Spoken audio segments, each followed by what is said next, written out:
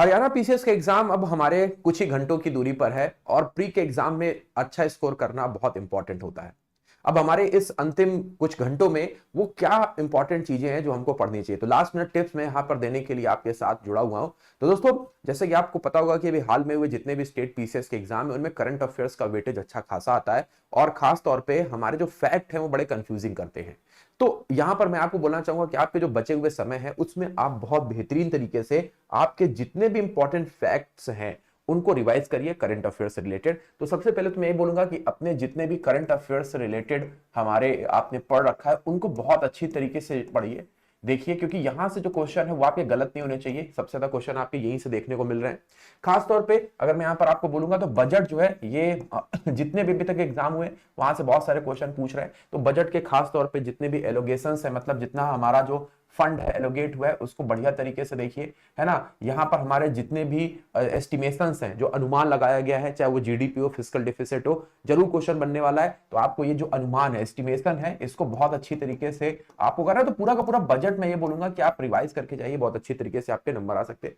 दूसरे नंबर पे अगर हम बोलेंगे तो आपको जो करंट अफेयर्स रिवीजन करने हैं दिसंबर 2022 से आप यहाँ पे रिवीजन करिए और अभी तक के, मतलब मई 10 मई तक के अगर मैं यहाँ पे बोलूंगा तो करंट अफेयर्स आ सकते हैं, लेकिन सेफर साइड आप लेके चलिए। 10 मई तक का रिवाइज करिए अच्छे ढंग से।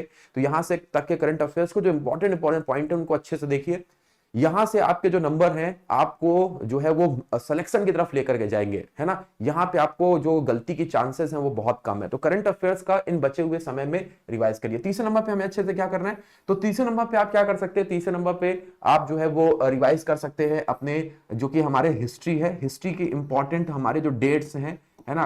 हमको मैचिंग करवाने को पूछ लेता है, डेट्स आपको अच्छी ढंग से याद होनी चाहिए, कौन सा वॉर कब हुआ था, है ना। साथ ही साथ जो हमारी ट्रिटी होती है, जो संधियां होती हैं, ये हमारे किससे किससे संबंधित है। तो आप ये कुछ इंपॉर्टेंट जो आपने पढ़ा हुआ है, अभी कुछ नया पढ़ने की जरूरत नहीं है। मैं यहाँ पे चौथा पॉइंट दूंगा, कुछ नया नहीं पढ़ना है, नया नहीं पढ़ना है। आपको जो पुराना पढ़ा हुआ है उसी को अच्छे ढंग से दोहराना है, उसी को अच्छे ढंग से क्या करना है, रिवाइज करना है, दोहराइए उसी को। और खास तौर पे जो मैंने आपको ये चीजें बोली हैं, करंट अफेयर्स पढ़ने का, रिवीजन करने का, क्योंकि आप कितना ही पढ़ेंगे आपको कहीं ना कहीं लगेगा कि भाई ये छूट गया है। तो आपने जो करंट अफेयर्स पढ़ रखा है या आपके पास जो मैगजीन है, वीडियो की पीडीएफ है या आपके खुद के नोट्स हैं, उनको निकालिए और अच्छे ढंग से रिवाइज करके जाइए। समय पर एग्जाम देने जाइए और पॉजिटिव माइंडसेट के साथ निगेटिविटी को हटाते हुए अपने एग्जाम को अच्छे तरीके से देखिए। तो ये 4-5 पॉइंट है जो आप बचे हुए कुछ घंटों में कर सकते हैं। और एग्जाम देने के लिए आप सभी को हमारी तरफ से बेस्ट ऑफ लक। जाइए अपने बजट वाला पोर्शन को रिवाइज करिए और गहरी नींद लीजिए। नींद लेना बहुत जरूरी है ना, ताकि आपका दिमाग 100% चल पाए। नहीं तो आप अगर टेंशन में रहेंगे तो आपकी आधी हुई चीज भी गलत हो जाएगी। तो इसी उम्मीद के साथ यहीं पर अलविदा कहेंगे, लेकिन आपके एग्जाम के लिए एक बार फिर से हमारे पूरी फैमिली की तरफ से बेस्ट ऑफ लक।